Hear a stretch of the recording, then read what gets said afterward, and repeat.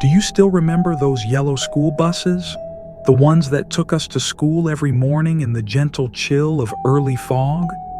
The clanking of the doors, the hard plastic seats, and the raspy old driver asking for every student's name. For most people, that was childhood, but for a few, it was where the unexplainable began. Because sometimes that bus carried more than just students. It carried forgotten memories, names erased from the morning roll call, and stares that never left the rearview mirror. Have you ever sat on a seat that felt unusually cold and damp, even though it was sunny outside? Ever noticed a driver who never once looked at you?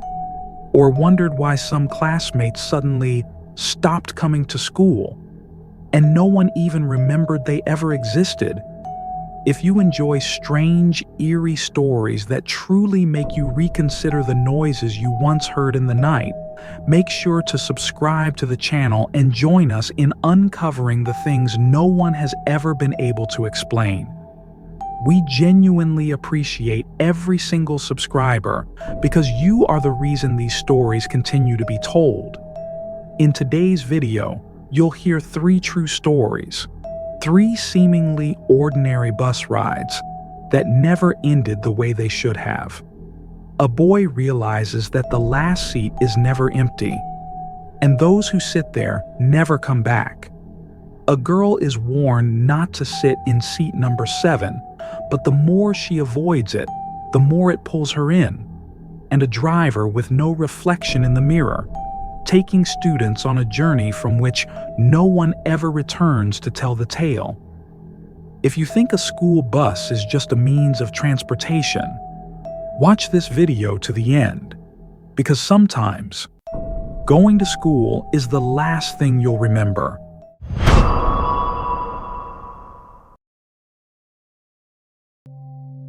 In the fall of 7th grade, Kevin Miles began to notice something wasn't right with the school bus that took students to Roosevelt Middle School. He was a quiet kid, living in a remote suburban area on the outskirts of Dunridge, a place where every morning was soaked in cold fog, and the trees lining the main road stretched out like black arms clawing up from the ground. Kevin usually boarded Route 113 at 6:45 a.m. It was an old, battered yellow school bus, its paint peeling in chunks, the engine coughing like an old man's lungs, and the ever-present scent of burnt rubber lingering in the air. The seats were worn out, backs etched with pencil marks and knife carvings, a gathering ground for dozens of kids from scattered neighborhoods. Kevin had a habit of sitting in the 3rd seat on the right, close enough to the driver to feel safe, but far enough to avoid the noisy conversations. But there was one thing that always unsettled him, even irritated him. The bus always stopped at a deserted station in the middle of the forest route. There were no houses there, no lights, no clear signage, just a rusted, leaning metal post, a few rotting wooden planks, and overgrown bushes blocking most of the view.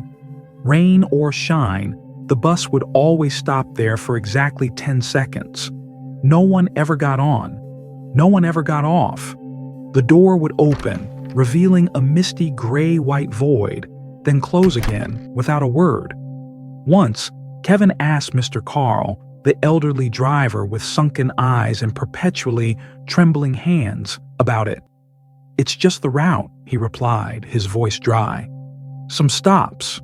We make them. Even if no one's waiting anymore." That answer sent a chill down Kevin's spine. From that day on, he started paying closer attention. And gradually, he realized the very last seat on the left, right next to the dusty window, had never been occupied. Not because there weren't enough kids, but because no one dared. Even when the bus was packed, even when kids had to stand or fight over spots, that seat was always empty, always cold, always damp, and no one talked about it, as if it were a black hole to be avoided. Until one rainy morning, Kevin arrived late. Every seat was taken, except that one. He walked slowly down the aisle between the rows. The flickering yellow light above blinked irregularly, as if sensing his hesitation. He stopped in front of the last seat, cracked vinyl, dark stains that looked like old blood, and next to the window, a faint handprint pressed from the inside of the glass. A small, soaked hand. As if someone had leaned their cheek there and whispered. He hadn't even sat down yet when a voice, very soft, spoke from the front. It was Elijah, the red-haired kid who always spoke awkwardly, turning his head with a look that wasn't joking. "You don't want to sit there, not if you still want to get off this bus." Kevin almost laughed, but then he saw the fog return to the window and a new set of fingers was starting to move. After that day, Kevin began to notice subtle changes, not the kind of changes that anyone would immediately pick up on, but things that slipped just beneath the surface of awareness, like the faint hissing sound from the bus window, or the way shadows on the ceiling seemed to shift. Even when the bus wasn't moving, the last seat remained empty, but Kevin swore that every morning it felt more present, as if it weren't just a seat, but a presence silently existing within the world of children rushing toward adolescence. He started observing, counting the number of students boarding. Some days 24, then 23, then 22. No one asked, no one questioned it. Teachers said they were sick, moved away, or simply transferred schools. But Kevin noticed none of them ever said goodbye. No messages, no emails, as if they had never existed at all. One Monday morning, as the bus rolled past the forest stop, like always, the door opened into the fog. Kevin shivered. Something was poking out from under the last seat. A backpack. Black, old, with a Roosevelt basketball team logo stitched on. Kevin recognized it immediately. It belonged to Evan Hartley, a ninth grader who had gone missing 2 years ago. Back then, the whole school was in turmoil. The news was flooded with theories: kidnapping, runaway, accident. But nobody was ever found. The family moved away quietly, and then people forgot. Kevin stared at the backpack, his palms cold with sweat. Someone had placed it there, or rather, it had always been there. That night, Kevin dug through an old-school yearbook.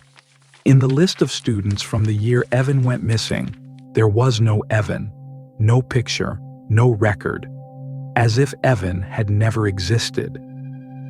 The next day, Kevin decided to try something. When the bus reached the forest stop, he stood up, walked toward the window near the last seat, trying to peer outside.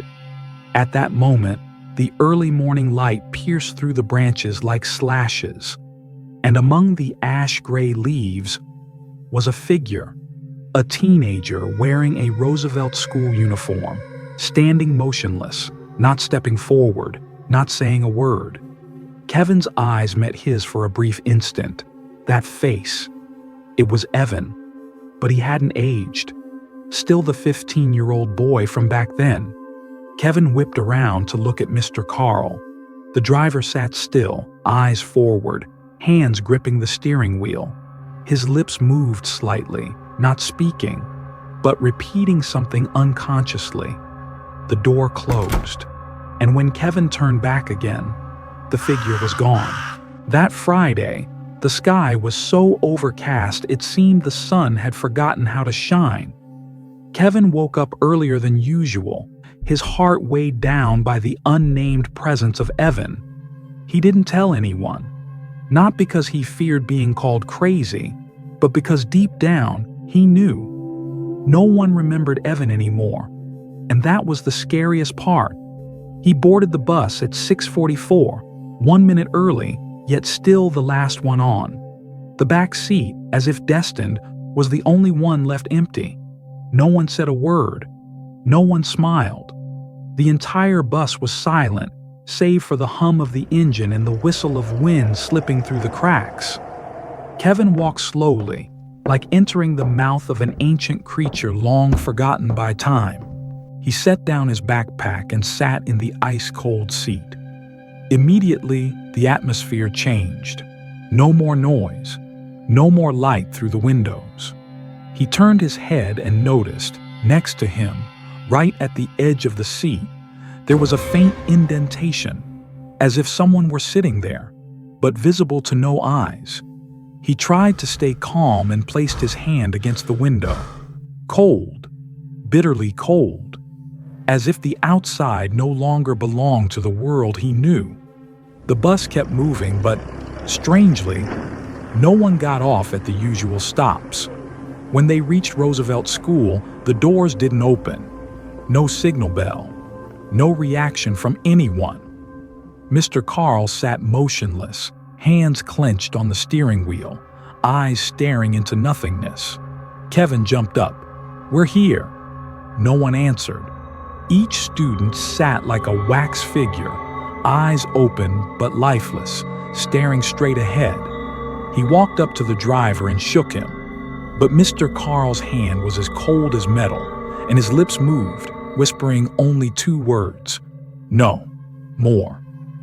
The bus doors swung open, but not to the school. Instead, they revealed a narrow path, leading into the forest, thick with fog. Kevin turned around. A student, a skinny boy with black hair, was stepping off the bus. Kevin knew him. That was Daniel, who had dropped out 3 weeks ago. Behind him came Jessica, then Ben. One by one, the names that had vanished from the roll call were silently walking into the mist. No one looked back. No one spoke. Finally, Evan rose from the back row. His gaze met Kevin's, cold, still, deeply sorrowful. Evan nodded, as if to say, "It's your turn now." Kevin stood there, between the open bus doors and the rows of seats filled with forgotten names. The school bus was no longer a vehicle. It was a ritual, a one-way path.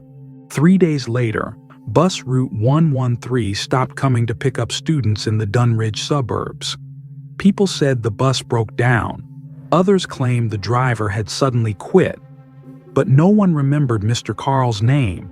Not in school records, not in the staff directory. Even the bus number was missing from the transportation database. When police arrived at Kevin's house, they found the door wide open, the desk lamp still on. His computer displayed the class schedule from the day before, and on the bed, a black backpack, wet, cold, unnaturally heavy. Inside, aside from school books, there was only a crumpled piece of paper, written in a trembling hand. "Don't sit in the last seat," not because of ghosts, but because some things need someone new to take their place. Roosevelt School held no memorial service, because no one mentioned Kevin's name. No friends, no teachers, no one said, "He used to study here." The name Kevin Miles, like all the names before him, slowly vanished from every roster. Only one new student, a boy named Adam, who had transferred from another state, recalled that on that morning he was waiting for the bus. The fog was thick. The road is empty. And then a yellow school bus appeared, so old it looked like it had rolled out of a dream. The door opened. No one inside spoke. There was only one empty seat, the last one on the left. Adam hesitated, but then stepped on. As he set his backpack down, he heard a very faint whisper, like the voice of another boy. "I'm sorry. I had no way back." The bus rolled forward, not toward school, but into the forest, where the sun never shines bright enough.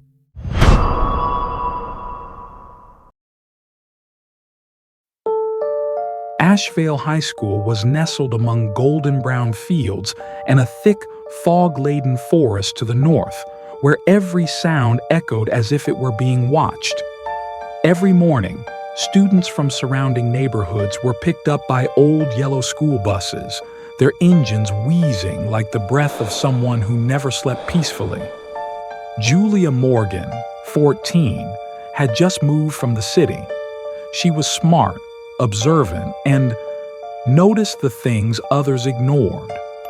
On her first day at school, she boarded bus Route 5, the one kids whispered about as the cursed bus. The driver was a quiet man, his face wrinkled like old paper. He never spoke. He never looked in the rearview mirror.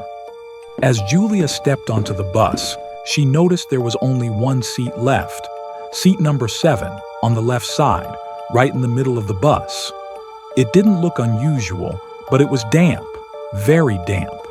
Not the kind of damp from fog or rain, but a cold, clammy wetness, as if someone had sat there for a long time, then evaporated, leaving a trace behind. Julia sat down, grimacing slightly. The cushion dipped subtly under her, and a chill seeped through her shirt, making her skin prickle. The other kids didn't turn to look, but Julia felt like someone was waiting for her to turn her head. After a few minutes, she noticed something odd.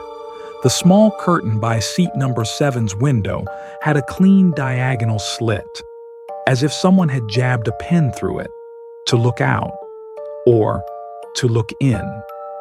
That day at school passed without incident, but when Julia got home and opened her backpack, she found a folded piece of paper slipped between her math books. No name, no note, just 3 words, scrawled in red ink, as if written hastily in the dark. Don't sit again. Julia didn't tell anyone about the note. She folded it, tucked it into her journal, and forgot, or deliberately tried to forget, until the next morning when she got on the bus, and once again, seat number 7 was the only one empty. This time, Julia hesitated, but every other seat was taken. The other kids sat in silence, their eyes avoiding hers, as if they knew something, but had long since learned to keep quiet. She sat down. The seat was still cold, but deeper than that was the sensation of sharing space with something unseen. Not quite human, but not entirely inhuman either. After the second period, Julia was asked by her homeroom teacher to bring the attendance list to the office. While waiting for the secretary to print the updated version, she spotted another list, an old printout from last semester, loosely clipped inside a folder. She glanced at it. Last year's list, Class 8B, had one name crossed out in red ink. Hannah Price, missing. Julia frowned. Price was a rare last name. She had never heard anyone mention her at school. No photo, no locker, no teacher had ever brought her up. She decided to ask. At lunch, Julia sat next to a girl named Sophie, someone who often helped her navigate the strange parts of school life. When Julia directly asked about Hannah, Sophie stopped chewing, her eyes fixed on her lunch tray as if something had caught in her throat. "Where'd you see that name?" Sophie asked quietly. "Old list. Why?" Sophie didn't answer right away.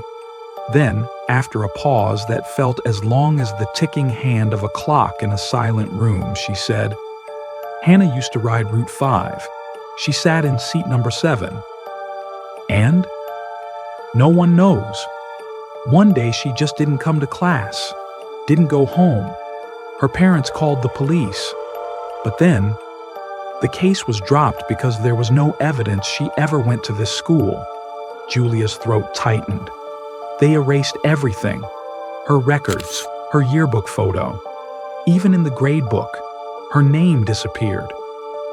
That night, Julia couldn't sleep. She opened her laptop, searched through local forums, old posts, blogs, any leads she could find on Hannah Price. Nothing, except for one anonymous post from 3 years ago. Seat number 7 isn't empty. It chooses. And once it does, no one remembers you ever sat there. The next morning, Julia still took the bus. But this time, when she stepped on, there were no seats left. The driver turned back for the first time and spoke. "Your seat is number 7, right?" Julia stood frozen, and then, as if inside a dream she couldn't control, she walked forward and sat down. In that moment, the curtain fluttered, even though the window was shut. Ever since sitting in seat number 7 for the 3rd time, Julia began having the same dream, repeating night after night, every detail as precise as a printed copy. In the dream, she sat alone on the school bus, with no driver, no students, only rows of empty seats, a faint bluish light like it was shining up from the bottom of a lake, and a clinking sound, like chains dragging something heavy across the roof of the bus. In the 3rd dream, Julia turned to look at the seat behind her. A girl was sitting there, long hair covering her face, wearing an old, worn-out Asheville uniform, soaked as if she had just been pulled from the bottom of a pond. The girl tilted her head slightly, revealing a face with no mouth. Every time Julia tried to scream, she would wake up, gasping in the dark, her throat burning as if it had been squeezed shut. And always, every time she turned on the light, the old note with the red words "Don't sit again" would be lying on her desk, even though she had torn it up, burned it, thrown it away before. That Wednesday, when she got on the bus, Julia noticed there were only a few students left. The ones who usually sat in the back rows were gone. The driver said nothing, but in the rearview mirror for the first time, Julia saw him looking directly at her. "You remember Hannah, don't you?" he asked, voice faint like it was coming from an old speaker. She used to ask the same things, same expression, same way of sitting, stubborn too. Julia shivered. She tried to calm herself, turning her face toward the window. But the scenery outside wasn't normal.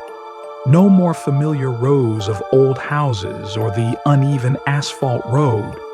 Instead, a line of trees stood perfectly straight, unmoving, black, like half-melted candles in a funeral ceremony. When she turned to the seat beside her, the one that had been empty, there was something neatly placed on it, an old purple journal, with a name sticker, Hannah Price. Julia opened it. The first line was scrawled in shaky red ink. "If you're reading this, then I'm no longer here." The following pages were blank, until suddenly, at the very last page, a different line, clearly, freshly written, "Seat number 7 still isn't cold enough." Suddenly, the bus braked hard. Julia was thrown forward, the journal falling from her hands. When she looked up, she realized the bus was empty. She was alone, on a bus slowly rolling through a dense fog-filled forest. The doors didn't open. There was no driver, only the rearview mirror. And in it, she saw herself sitting in seat number 7. And behind her was Hannah, smiling. The next morning, bus Route 5 still stopped in front of Julia's housing complex, just like always. But Julia didn't come out. Her mother called her name 3 times at the bedroom door. No answer. The door was locked. When police forced it open, they found a tidy room, bookshelf organized, laptop still open mid-search with the query, "Hannah Price, Asheville School." No Julia, no signs of struggle, no trace of departure. Only one strange item on the bed, an old faded purple journal. And on the first page, a single line written in smeared red ink. "I sat in seat number 7.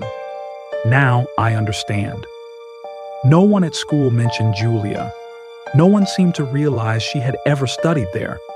Only Sophie, Julia's only friend, silently stared out the bus window that Monday morning, her eyes vacant. And when a new student boarded the bus, a boy transferring from another school, messy hair, holding a red backpack, the driver nodded at him and for the first time spoke. Seat number 7 is empty. The boy sat down, unaware of the damp chill in the cushion, unaware that the torn curtain had been sewn back with red thread. But Sophie knew. She glanced at the rearview mirror, which reflected the row of seats behind. Seat number 7 still held only one person, but every time she blinked, she swore she saw two silhouettes sitting there, flickering, like memories on the verge of being swept away. The bus rolled into the fog, and behind Sophie, a familiar voice whispered, "One more to go."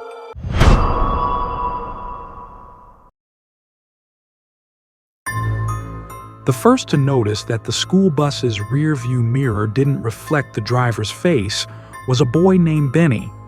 He was just messing around, glancing into the overhead mirror as he stepped onto bus route 24, the rickety old line serving the Fielding backroad suburb. But what he saw wasn't the familiar face of Mr. Dennis, the man who always wore sunglasses and clicked his tongue whenever he hit the brakes hard. The mirror was blank. Nothing but the rows of seats behind and the dim, flickering light of a gloomy morning. From that day on, bus route 24 had a new driver. This man always wore a black baseball cap pulled low, oversized dark glasses covering half his face, a long high-collared coat, and black gloves. Even though the weather wasn't cold at all, he didn't speak, didn't nod in greeting, didn't call out student names. At every stop, right on time, he would pull up, open the doors, wait exactly 7 seconds, and then close them again, as if it were a ritual, not a job. Benny, 13, was the kind of kid who paid attention to small details, and those details were starting to send chills up his spine. One day, as the bus rolled down the slope before the school, Benny leaned over and looked into the rearview mirror again. And this time, he was certain. The driver cast no reflection. He saw his shape, saw his classmates, even saw the grime on the floor, but not the man, even though he was right there, barely 2 meters in front of him. He asked the girl next to him, a classmate named Nora, "Have you noticed he doesn't reflect?" Nora looked at him, puzzled. "Who doesn't?" "The driver." "There's a driver today?" Benny turned around. The driver's hands were still gripping the wheel, but for the first time, the man tilted his head slowly, as if he had heard the conversation. At that moment, the mirror fogged over, and within it, a long crack appeared, like a scratch made by a fingernail dragged from the other side. After that morning, Benny stopped looking into the rearview mirror. He tried to focus on schoolwork, listened to music through his earbuds, and even pretended to sleep. But every time the bus rolled past the curve near the forest, he could feel it, the gaze piercing through the mirror, pressing down on the back of his neck like an invisible hand. No one else seemed to notice anything strange. His friends still laughed, tossed paper notes. The teachers never mentioned the new driver, as if he had been there forever, or never existed at all. Benny quietly began investigating. He asked at the school office, but the secretary just flipped through the records and frowned. The new driver, probably someone from the service company. They didn't list a name. No name? Just a driver code. BT61. Benny wrote down the number, and that night, he searched it on Google. No results, no articles, no company website. Only one old blog post from over 11 years ago, with a single title, BT61, the one who drives souls that don't want to go home. The post had no content, just a blurry photo, a school bus turning into the woods, and a note at the bottom. The driver's seat is empty. The next morning, Benny decided to act. He secretly hid a small handheld mirror in his backpack. When he got on the bus, he sat in the front row, right behind the driver's seat. Carefully, he lifted the mirror and adjusted it, just enough to reflect the man's face. The mirror was pitch black, not dark, not blurry, but as if behind the glass was a bottomless void. No light, no image. Benny swallowed hard, and then, as if pulled by some primal instinct, he tilted the mirror just a little higher, enough to catch a glimpse of his own eyes. And in that moment, he saw another face, staring at him from over the driver's shoulder. No eyes, no mouth, just a smooth, wet mask pressed tightly against the back of the coat. It slowly tilted its head. Benny screamed. The entire bus jolted, but no one turned around. No one reacted. And the driver, still silent, still not turning, spoke for the first time, his voice rasping from deep within his throat, like rotted wood splitting apart. "You weren't supposed to look." Monday. Rain poured down. Droplets tapped against the bus windows like fingers knocking on a door. Benny stepped onto bus route 24 with a coldness sinking deep into his spine. There weren't as many students as before. The back rows were sparse. Some familiar faces had vanished. Nora, the girl who used to sit next to him, was gone too. No one asked. No one mentioned her. Benny glanced at the rearview mirror again, but now it was covered with a strip of black duct tape. He didn't know who had put it there. Only that. Now he couldn't see anything anymore. The bus began to roll, but instead of turning left onto Ashcroft Avenue, the road leading to the high school, it veered right, silently heading down a narrow forest path. No one reacted. No one seemed surprised. Benny stood up and stepped forward. "Where are we going? The school's the other way." No one answered. Not the driver, not the other students. All of them sat still, back straight, eyes open and unblinking, like puppets under control. "Stop," Benny shouted. "Let me off." The door stayed shut. The driver's hands gripped the steering wheel until his knuckles turned white. His face, or whatever was wearing that face, was still hidden behind those oversized black glasses. But Benny could feel the stare, cutting through cloth, glass, even time itself. The bus drove deeper into the forest. The trees on either side were ashen, their withered leaves like clawed hands.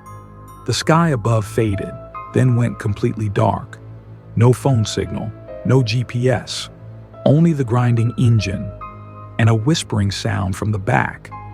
Benny turned. Someone was in the last seat. A vague figure, resembling Nora, but no longer the cheerful girl he once knew. Her eyes were pitch black. Her arms bent at unnatural angles, like they'd been snapped.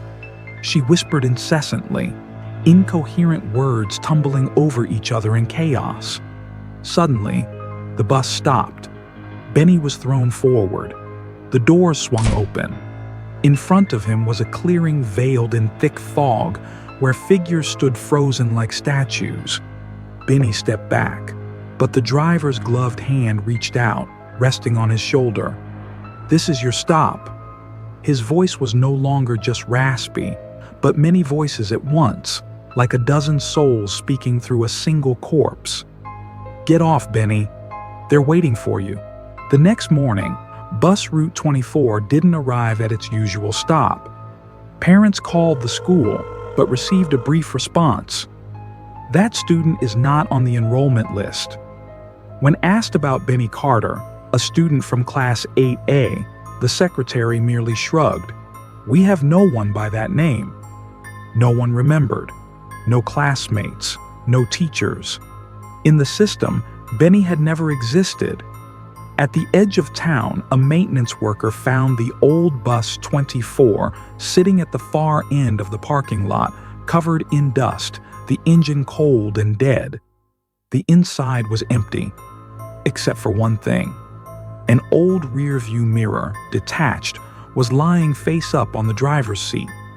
And in the mirror's reflection, a row of students sat motionless, eyes wide open, mouths agape as if screaming, but silently. In the bottom right corner, a boy with pleading eyes. It was Benny. No one touched the mirror. No one dared. 3 weeks later, a new student named Caleb transferred to the school from another state.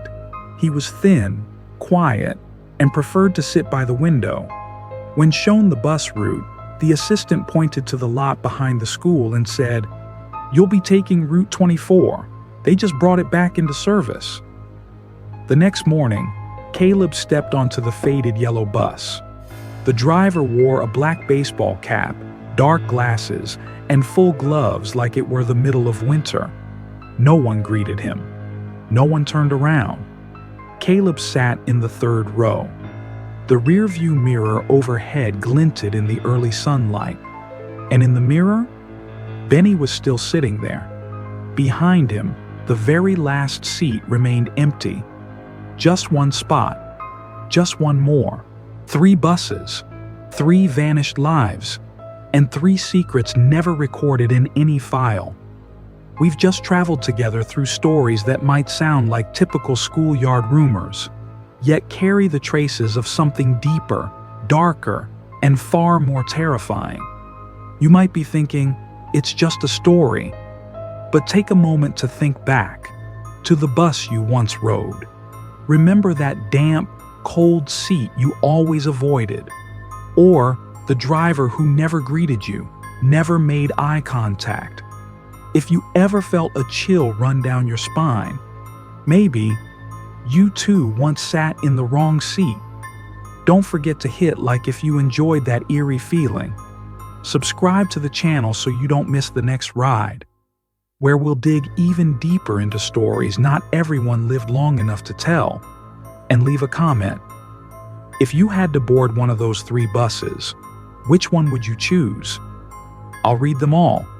See you in the next video, as long as you're still in the right seat.